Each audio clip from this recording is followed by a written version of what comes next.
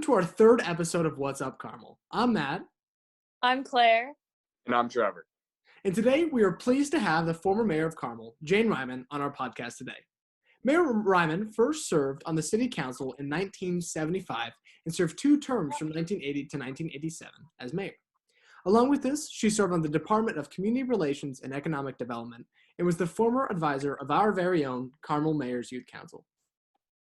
She was actually born in Canada and had planned a career in dentistry, graduating from the University of Toronto's dental program. She then moved to Michigan, where she worked for a year as an assistant to an oral surgeon at the University of Michigan. In 1967, she moved to Carmel and decided to run for mayor. And as mayor, she helped facilitate the growth of the city in many ways, from launching plans to build a city hall to developing the zoning along US 31. We are absolutely ecstatic to have Mayor on the podcast today. She'll join here in a few. Former Mayor Reiman, I just want to thank you for joining us today. Starting off, I'm Trevor Tilev, and these are my colleagues. Hi, I was going to guess. Hi, I'm Claire. I knew you were Claire. Yeah. So I just want to thank you for your time. I'm really looking forward to hear what you have to say about your experiences for the city of Carmel. And so we're just going to hop right into it. We discovered that you were born and raised in Canada. So can you just tell us what it was like growing up in Canada? And did you ever think you would enter politics in the United States? Well, I'm 88 years old to help you with your thoughts about the years that I've lived. And I was a young teenager when the Second World War was going on. And I was born in Toronto. It's a fabulous city. And at that time, you went to kindergarten through the 8th grade. And then you had 5 years of high school, 3 years of college. And I always thought that was a better idea as I got older, because I think there's a maturity time, that 5th year in high school. And when you leave elementary school, you choose either academic or you choose labor school. So those people in Canada, it's wonderful. And it's also 3 years. I'm getting mixed up. At any rate, you could learn to be an automobile mechanic or anything. So when you're finished, you're ready to go to work, unlike the United States. So many young people that finish high school don't know what they want to do, and they don't want to go to college. And there aren't a lot of things that they can do. But I loved high school, and I was on the debating team, and I was on the chess team. So do either of you do that? I do not, but I believe I'm taking debate in my senior year of high school. Yes, several of our council members are really, really talented debate members. Oh, are they? Yes. No, I'm not personally, but we have some really strong members on the council at the moment. Now, Claire? Yeah, no, I'm not either, but I feel like that'd be super fun. And I think being on the chess team too, like that's super cool. What did you say was cool? Being on the chess team? Oh, yes. Do you play chess? No, but I know a few people who do, but not very many, so it's super cool. Our 8th grade teacher taught all of us to play chess every year. And I went to the United States. I went to Buffalo with a team of boys, and we beat the Americans. If you get someone to teach you to play chess, it's going to help you in every job you ever had. I learned how to play chess, but I have not played in a couple years now. But you did learn. I did learn. I don't know if I could sit down at a board today and play a game though without reviewing the rules. I can't either. I've tried it and I'm terrible, but I made up my mind. I've got to get with it again, because it teaches you. It's a mind game. And one of the reasons the Russians are very good at a lot of things, it is part of their curriculum, chess, to learn chess. So if you ever get a chance to learn chess, it's very simple. Very simple. We even made our chess pieces. And that's very simple. It would help you. So see if you can find someone that plays chess and teach you. Well, Mayor, I had to make this connection. My mom's from Canada, and she too lives in Carmel as well. So I can't promise you that she was the best chess player, but nonetheless, she's she's here. She's younger than I am. Now, Trevor, what was your other question about Canada? Did you ever think you would ever find yourself in the United States and enter especially politics in a foreign country? No, never. But at the University of Toronto, I took a one-year course because my dad had left when I was a baby, and my brother and I were raised by my mother. And that's quite common today, but it wasn't common in the 1930s and 20s. And so we could only afford 1 year of college. It cost $600 to take a dental nursing course. And you took it all week from 9 to 5 and Saturday mornings. And at the end of that, you got a certification. And after that, I worked for an oral surgeon. But one of these men who was head of the orthodontia department became a friend of mine. And he moved back to the States and took over at the University of Michigan and led that orthodontia. He went to Canada to teach them how to set up an orthodontia department. It's kind of interesting. And he called me one day and he said, "Would you like to work at the University of Michigan?" And I said, "Well, I don't know." And he told me a few things about it. So I thought about it. And when I was 21, I got on a Greyhound bus, got off at Detroit. Now that was a big thing in those days. And waited at the station and then got up on a bus to go to Ann Arbor, Michigan. And I asked somebody where the dental school was. And because I just got off the bus and I'd never been anywhere. I didn't have a map. We didn't have anything in those days. And excuse me. And this man said, "You go straight ahead. And as a matter of fact, if you cross over the main street up there, the dental school is right in front of you." So I went in, I had an interview with the dean of the dental school, and he offered me the job right away. And I was kind of shocked. I guess I hadn't thought too much ahead, but he said, "You'd have to get a green card to work here and everything." So at any rate, I started there. I had to go through all the immigration, and immigration was very tough then also. Although I think the immigration department, whichever the one is in Washington, is completely confused because each president does something different. And there are thousands of workers, in the immigration departments. And when they speak of the departments in Washington, we may think about 100 employees for Secret Service, I'd say. There'd be thousands of employees. And so anyway, I went back and told my mother. I did all the things I had to do. And so I started in August of 1951. And Canadians are very reserved. I was very reserved. I was really kind of shy. And you didn't speak to someone unless you already knew them. It's quite different. I don't know what it's like today. And we sang "God Save the Queen" every morning. See, I'm taking you back now. And I had seen the young queen going down Yonge Street in Toronto, and I'd seen her mother and father because we were part of the British Empire. And but I liked it very much. And so then the dean said to me, Dr. Vroman, he said, "Well, where are you going to live?"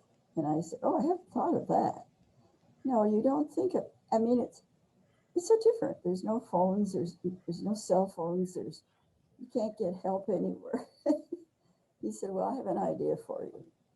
He said, now my last name was Applegath, Applegath. So he said, now, Miss Applegath, he said, you go over to the Union Building. And at the University of Toronto, we didn't have a Union Building, so I didn't know what that was.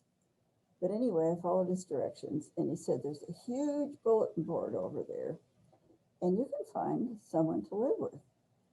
And I said, okay. And so I looked at it, and a few minutes later, I found somebody a lady that was looking for someone to share the apartment and the expenses. And she happened to live right across the street from the Union.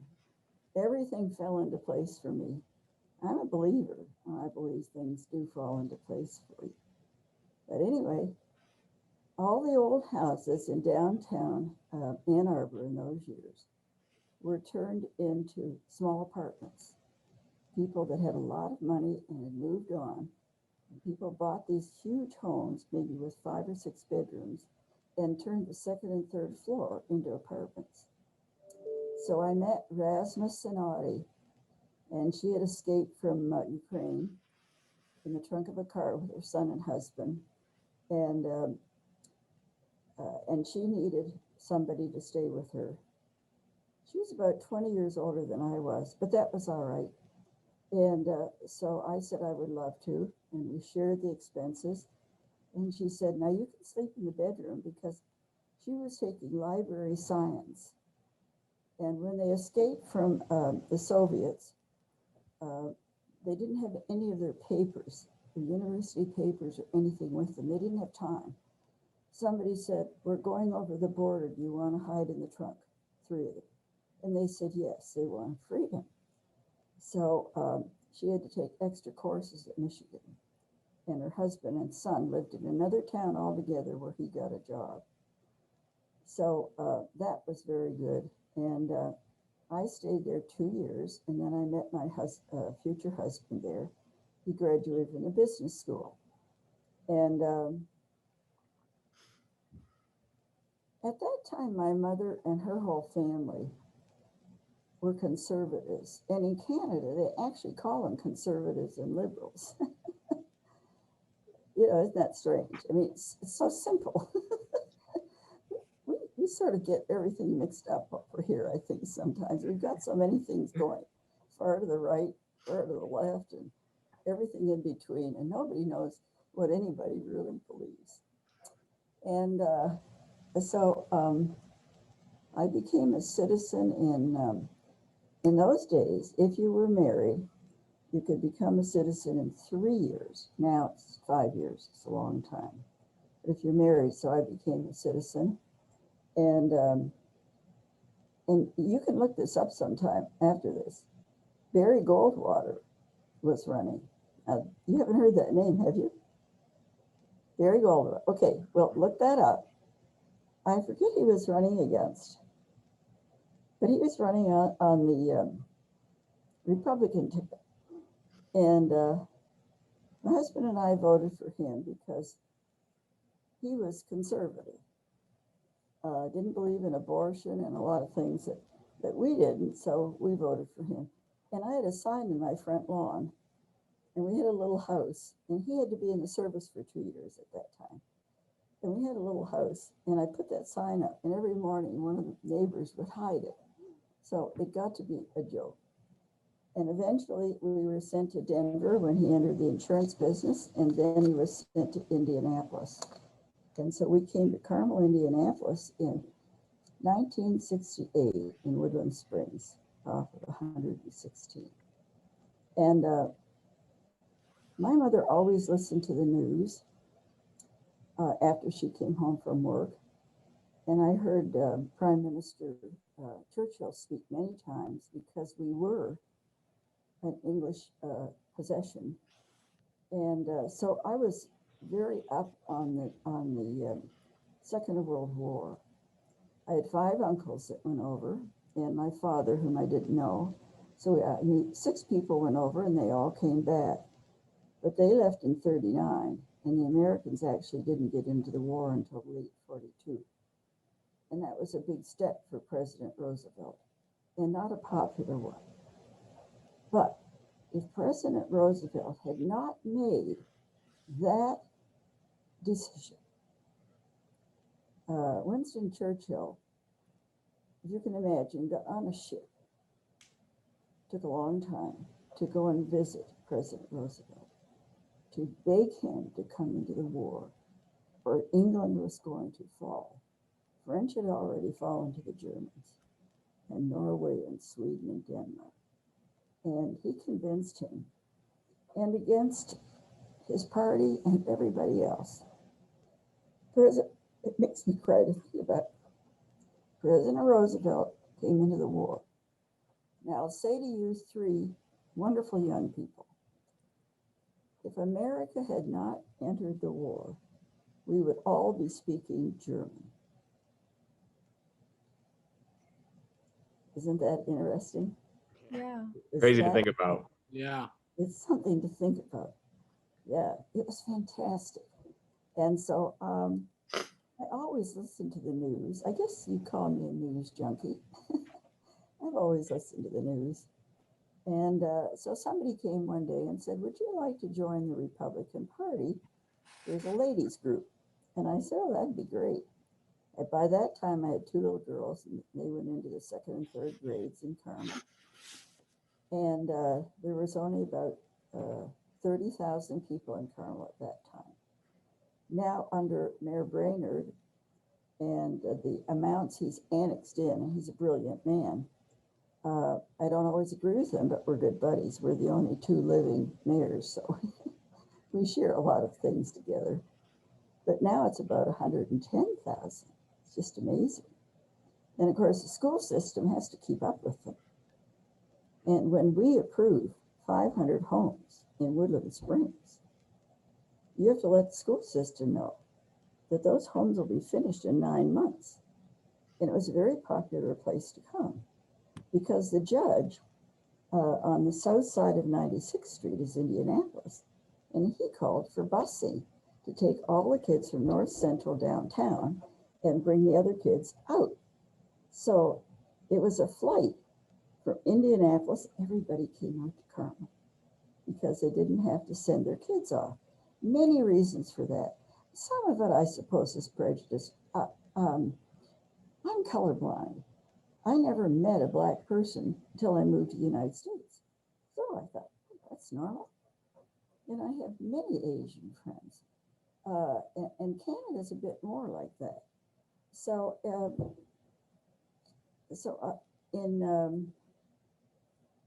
gosh, I went off my track. At 88, you do, you know. You have to try not to get a little dementia along the way. So I joined the Republican Women's Club. And then in I've lived so long, I forget dates. 1975, a man that I still know came to my house and said, Jane, we need a couple of women. Isn't that great that they wanted a couple of women? I thought that's great because I don't see any difference between men and women. Well, of course there's differences, but there really isn't, you know. And so he said, would you run at large? And I said, oh my gosh, for the city council. And he said, Minnie Doan, I was about 40 then, and Minnie Doan was 75. And he said, and she was the very first person in Carmel that if you dialed up the phone and you got a number, Minnie would say, who do you want to talk to? Oh, I want to talk to Louise. Oh, Louise is on another phone talking to somebody. That's the way it used to go, you know. You've got to smile once in a while, Trevor. These two guys are smiling. Okay, got to smile because it's a strange world with the virus, but it's going to be okay. And you're all going to be great, just great. Just think what I did. Didn't even know what I was doing. And here I am. So I ran in 1975 and as for city council at large. And Minnie was used a cane. So I went door to door. Now it was only 30,000 people. And I went door to door and she went in her car. And so she put all her stuff and my stuff in the mailboxes, and nobody would tell Minnie Doan what to do because she was old and very well respected. And so we shared ideas. And we ran against 7 men for the city council. And we both won. You know why? Because we went door to door. And we went to the mailboxes. And we had a message. And the way I did it is I went to homes, and then they'd get all their neighbors together. I don't know if you young people know this, but people today don't know this. The city of Carmel is an amazing city. We own our own water company and our own wastewater company. We're one of the few cities in Indiana that still have it. A lot of the others, Westfield and the rest, when the budget gets a little tight, they sell different things. And then that's why people in Fishers, Westfield, and Noblesville pay a lot more for their water and their sewer service than we do in Carmel. We have terrific people running those things. And so all of a sudden one night I went to a cocktail party, and I don't drink. I don't care if anyone else drinks, but I don't drink. So, and it was just a personal thing with me. My dad was an alcoholic and had brought a lot on my mom. So I went to a cocktail party because they always invite the council members to do that. And there was a group of men. Now, the people on the west side of Highway 31, that was called Clay Township, and it was not a part of Carmel. Okay, it only became a part of Carmel about 10 years ago when Mayor Brainerd sued them because he wanted to go all the way over to Michigan Avenue. So I was standing around, and there was about 5 men and myself, and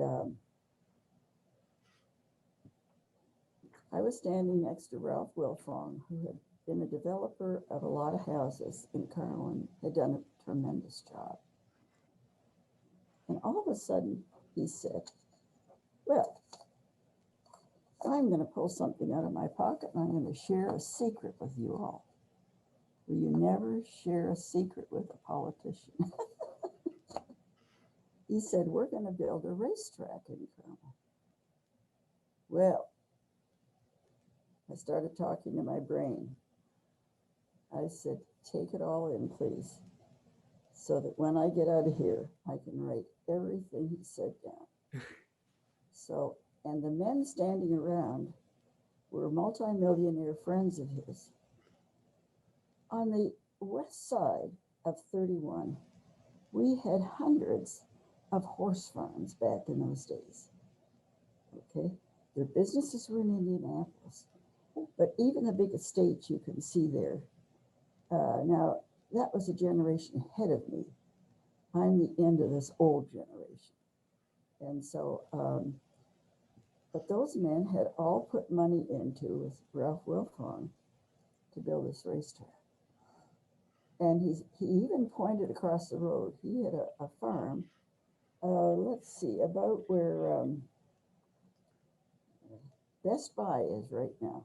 You know where Best Buy is. Mm-hmm. He had a huge farm, I don't know, 100 acres, millionaire. And he looked across 31, which met at that time up with, I do have bad moments, Parkway, Keystone Parkway. You know, it's just beyond that where the Coles store is. Okay. Now, you know where the Coles store is because you're a girl, right? You know where Coles is? Yeah. Yeah. Well, you're not showing any yes or no. You know where the Coles is? Are you talking about the one on Michigan? No, that's west. No, this is North 31 and Keystone Parkway. But what else would you know there? Chickafill? Well, it's right up there. Oh yeah, I Guys, understand. so you're not shopping. Don't you ever go shopping for your mother or Michelle? It's been a little bit since I've Yeah, okay. done that. Okay. It's gone to gotta get cold. around. My mother. You gotta learn chess and get around. Go shopping once in a while. Anyway, he said that's where it's going to be. So the evening broke up, and I went home and wrote everything down that I could remember. Because if we had a gambling racetrack, okay, and it had been put in 1977, do you think we'd be sitting here today? You know anything about a racetrack? Do you, Matt? Oh yeah, it's going to bring in a lot of gamblers. You're going to have Right. probably not a whole lot of residential areas. Drugs, Not great for the everything. economy. Yeah, yeah. Uh-huh. Do you know anything about a racetrack? We actually did some research and we basically found out everything that you just told us, like about your grassroots campaign against the construction of the racetrack. So we thought that was super cool. Okay, so a racetrack attracts poor people. Isn't that awful? Because, I Yeah. mean, I have a big heart for poor people, and I'm worried about them now during the virus. But isn't it awful? But they think they can make money, put up $10, and maybe they'll go home with 100. Well, you don't beat those kind of people, you know, that run racetracks. So anyway, we had a lot of times, some people went to different states, and when they walked in and paid, couples from Carmel and paid, there were guys there that they were afraid of, men. And they said, "You're from Carmel, aren't you? And you're working with that group up there to stop the racetrack." And they made them leave. We had 3 instances of that, which was very frightening for our people. But we, at any rate, we went to vote, and my house was where all the stuff was, and everybody picked up the pamphlets and everything, and we just put "vote no" on everybody's front lawn and on poles and everything. And of course, we defeated them 60-40. And Ralph Wilfong said to me, "Why did I ever tell you about my racetrack?" And after that, I also helped about 10 other racetracks, which I've never really told anyone. But they tried to put one down in Indianapolis, and I went down and taught them how to beat them. And Westfield, they finally ended up in Anderson, Indiana. And that city was already going downhill, and it's destroyed Anderson, Indiana. Well, by then, we were getting ready for the election for 1980 for the mayor's race. And we had a male mayor. And see, I don't think of myself as male or female. I mean, and nobody thought of me that way either. You know, you can do what he can do. He can do what you can do. I mean, you're just built differently. Okay, so a group said, "Well, why don't you run for mayor?" And I said, "Oh my gosh, I don't know anything about running for mayor." Now, I had stayed home. If your mothers, did your mother stay home when you were going to elementary school? My mom kind of fluctuated. She did while I was in elementary school, but started working again when I reached middle school. Okay, what about your mom, Matt? Did she stay home or did she go to work? Yeah, she stayed home. And what about you? My mom worked. Your mom worked Mhm. all the time through the time you were in school? Yeah. Okay. Well, I called people that stayed home, I called them home managers. You know, women learn a great deal at running a house. Think of all the things you would do. You guys wouldn't want to do it at all. The dishes, you have to make all the food, you have to get the groceries, you take the kids to the store. So I ran, and the clerk treasurer ran, female, Peggy, and 2 men ran. Now, before we filed for the mayor's job, 4 men in Carmel who thought they were really big shots, you know. They thought they ran the city. Like, you get that, don't you, Claire? There's some people everywhere that just think they're smarter than other people, and they're just kind of cocky. So we went to this man's house. He invited the clerk treasurer and I, and Canadians Canadians don't spend much time with small talk. You know, Americans do. I think it's nice. I had to learn that, by the way. And so we all sat down, and one man said, "Would you like a Coke or coffee or something?" I said, "No, I want to know why I'm here." Oh, that just, the shock that I would come right to the point. "Oh, you want to come right to the point?" I said, "Well, yes. Well, we had you and Peggy here to ask you to drop out of the race. We want a male mayor, and we know who we want." And I said, "Well, would you give me my coat? It's time for me to leave, because I'm all set to run. I've got my committee. I've got my campaign." And this was about 10 months before. And I had driven Peggy because she was very nervous to go. And they said to Peggy, "Well, what's your answer, Peggy?" And she said, "Oh, I'm going to ask my campaign if I should drop out." And on the way home, I said to Peggy, "Don't ever say that again. You've got to make your own decisions. Now remember that, will you? If you're with a group of people and you have a sure decision in your mind about anything, okay? Say you graduated and you're in a job and you're a team of 4 and 3 people are thinking this way, and you're absolutely sure you've done your background work. Stick with what you believe, okay? And hang in there, because if you do, you're probably going to convince the other 3 to come your way. Don't be a yes man or a yes woman, okay? Put it up here and keep it. So anyway, Mayor, I had a quick question. I'm so sorry. I didn't mean to interrupt you, but you can interrupt anytime. oh, sorry. Was your main platform for running for mayor regarding the racetrack, or what No. other yeah? No, I never mentioned the racetrack. Oh, okay. Everybody knew that I defeated it with these people, and they were thrilled. And then that group of people said, "Run for mayor." I I see. ran on the fact that our water company was running short. We needed more well sites, and we could buy those from Purdue, because Purdue used to own half of Carmel, Purdue College. Years ago, one of the early presidents had bought a lot of land in Hamilton County, and I just ran on altogether different topics. And I had taught the people, when I went into their homes in groups, that we had water and had sewers, and where we were, and you can go to council meetings and all the things. And I sort of taught, T-A-U-G-H-T, taught my way, and I won.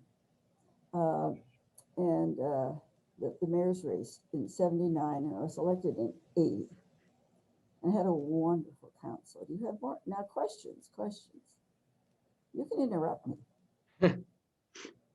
I was wondering, what do you think was, out of all your experiences, what was your favorite part about being mayor? Well, it's amazing they elected a mayor who'd been home for 23 years raising 2 little girls. Yeah.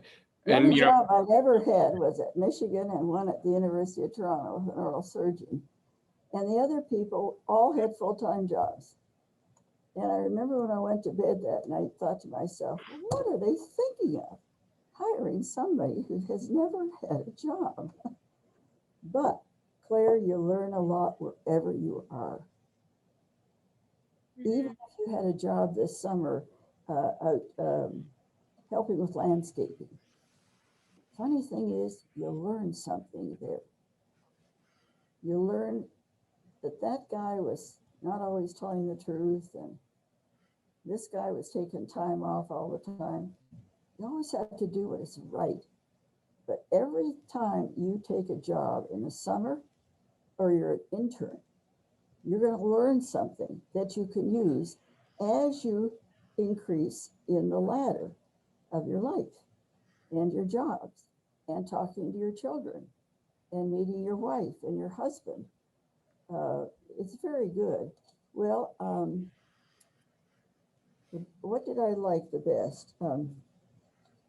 Well, I never closed my door.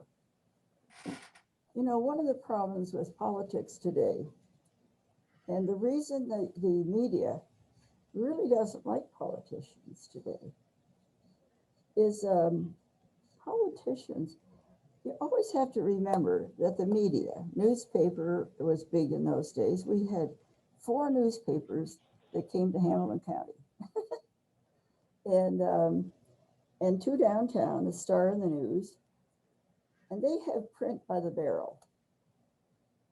So you better learn to work with the media, be honest with them. And part of my platform was that my door would be open unless we had executive sessions, and you're allowed to close it at all times. And anybody in the media can come in anytime and sit in my office and talk to me. Oh, it's fascinating. You just that open it. And That only a few people ever did that. But they knew the door was open, and they would call and say, what about this or that? And I always took the calls. If you're going to fight with the media, that's ridiculous. And you know, that's happened in Washington and everywhere. I mean, it's just, it really is a pity, isn't it? That a lot of politicians have brought it on themselves. They get secretive, and yet they don't have anything secret. I used to have Kelly's job, you know that? Did you guys know that? we did. We did find that she. That was our next question for you. Actually, She was the advisor. Oh my gosh, she must have been 4 years. Yeah, 4 years. All right, honey. I had a lot of very spoiled boys. They did. She is set and ready for the Perfect. conclusion. Okay. So- Thank God. with that being said, I think I have to ask the question. Being the former advisor of Carmel Mayor's Youth Council, what advice do you have for the youth of Carmel? Well, I think the youth are doing fine.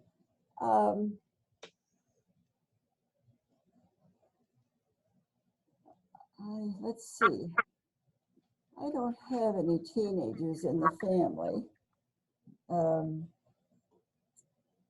you know, so often we hear that teenagers are this or that. I don't believe that. I think there are a lot of problems in poor neighborhoods where they don't have dads and they don't have anywhere to shoot a basket or do things. I think those young men especially get into trouble. Not because they want to, but there's nothing to do. So they join gangs. The girls seem to do better in the poorer neighborhoods. And don't forget about the poor, by the way. I don't know if you've ever driven down, we used to drive our girls downtown a couple of times a year and go through the neighborhoods with these high rises and everything and show them how other people had to live. They taught us that to realize how fortunate we are. But I think the 3 of you right here now in 2021 are much more mature. I thought you were seniors. Kelly tells me you're juniors. Yes, we are. Right. I think that's great. You're very mature, and you're going to be ready for college. Amazingly. I don't know about Trevor. Maybe not. We'll see if I can accept it or not. No. You don't want to go to college? No, I do. I think he was trying to make a joke that I wasn't ready. Oh, I wanted to go to, Canada, it's 3 years. See, 5 years of high school, 3 years of college. Mm-hmm. And I wanted to go. But my mother took out a loan with household finance on the mortgage so I could get $600 and do 1 year. There weren't loans back in those days. There was nothing like that. You had to pay cash. And so you all know how fortunate you are, don't you? Oh, yes. Now, For sure. here's a couple of things I would like you to think about. You're going to have different jobs. You might even have some now. My kids had to go to work on the weekends when they were 16. That was a rule of our house. But wherever you go in your job, stay a year before you leave, even if you hate it, okay? Stay a year. Otherwise, it looks bad. Looks like you're just somebody hopping around, okay? Stay a year no matter how hard it is. We all know what is right and we all know what is wrong. Stick with the right. There's a lot of might in the right. Stick with it. Even if it separates you. I'll tell you a story. I had a dinner group that they asked me to join when I was mayor. And most of them were the female, all women, 12 of us. Most of them were judges from the courts down in Indianapolis. A couple of other mayors. And one night we were at a fancy restaurant and they started making jokes about abortion. Now you can listen, don't have to agree with me, but just a story. And so I listened for a while. And I kept eating. And then when they calmed down and they laughed about it a lot. Now we're going back into the 80s, you understand? So that was really a high note thing in those days. And so I said, I have something to say. He said, oh, sure, Jane. I said, I'm leaving now because I'm against abortion. It isn't right. That's a baby. And if you'll excuse me. And I left some money for my dinner and I walked out. Sometimes we have to be courageous. Of course, they never invited me again. And I wasn't going to go. But I got my say in. So try to remember to be right. Now, I think, who was it that asked me what was one of my favorite jobs? I never took a bribe. But most mayors do. Okay? A bribe so that you maybe will change zoning or do something. And this would happen if you run a company someday. You have to remember, and you're learning all that now, and you've been taught by your parents to be right, to stay with the right. But if you ever accept a bribe, even a small one, like, would you like to use our condominium down in Florida, Mayor? And then can't we just move that over about 100 feet, that line? And once all the developers, and that's what you deal with here. It's a beautiful city. Mayor Brainerd has done a fantastic job. He's really a genius about the development of cities. And, but you see, there's so many times that they would want to make him do the wrong thing. So you have to be strong. You don't have to be strong too. You know, if you become a doctor, you want to do the right thing. If you become a lawyer, oh, heaven forbid. Because lawyers are our family. I'm not nuts about lawyers. They always change things just a little bit.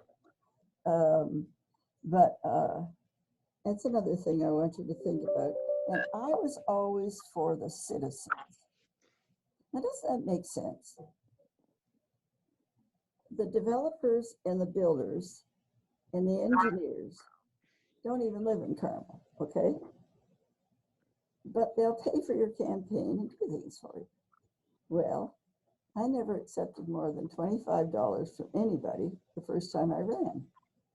Because you don't want to accept too much money. That looks bad. And I had several people wanting to give me $1,000 or $2,000. I said, no, thank you, just $25. One man said, can my wife give you 25 too? And I said, sure. Sure, you each write a check. But you have to be careful of money.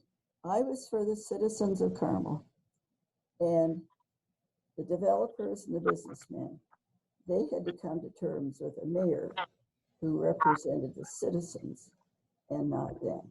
And when I didn't run again, I was exhausted after 8 years. And I didn't run again. And I could almost hear all the businessmen cheering, oh, that witch is left. But I even went to the Plan Commission, and Kelly's giving me the watch. Oh, no. Did I answer everything? Oh, yes. I think that's all my questions. Trevor, Claire? I have no further questions, but just again, I want to thank you for joining us. You have an amazing, story, really interesting and powerful things you did for our city. And we thank you for your I've service. got a speech that I give of all the crazy things that happened in 8 years. Maybe she'll ask me to come sometime and I'll give it to you. I gave it to the Historical Society. Did you get to ask a question, Claire? Yeah, I did. I asked you what your favorite part was, but we Oh, kind of cut off. okay. Anyway, it was to represent the people and not the government. And you know what's wrong with Washington? You know what a lobbyist is, do you? And if you don't, I want you to look it up and read all about it.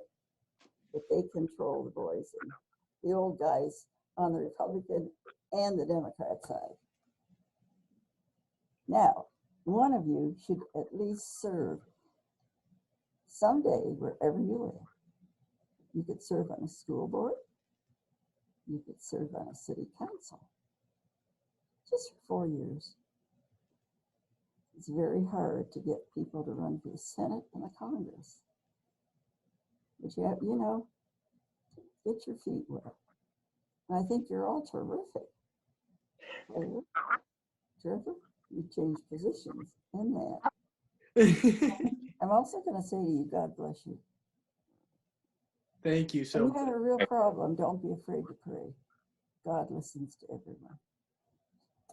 Goodbye. All right, thank you so much. You're welcome. Just again, thank you to former Mayor Jane Reiman for joining us today. It was a lovely interview. Pleasure talking to her, and she had a fascinating story. Another quick thank you to Mrs. Prater for helping us set this all up, and hope to see you guys next time. Also, coming to the city of Carmel on May 29th, join Carmel Mayor's Youth Council presenting international movies at Midtown.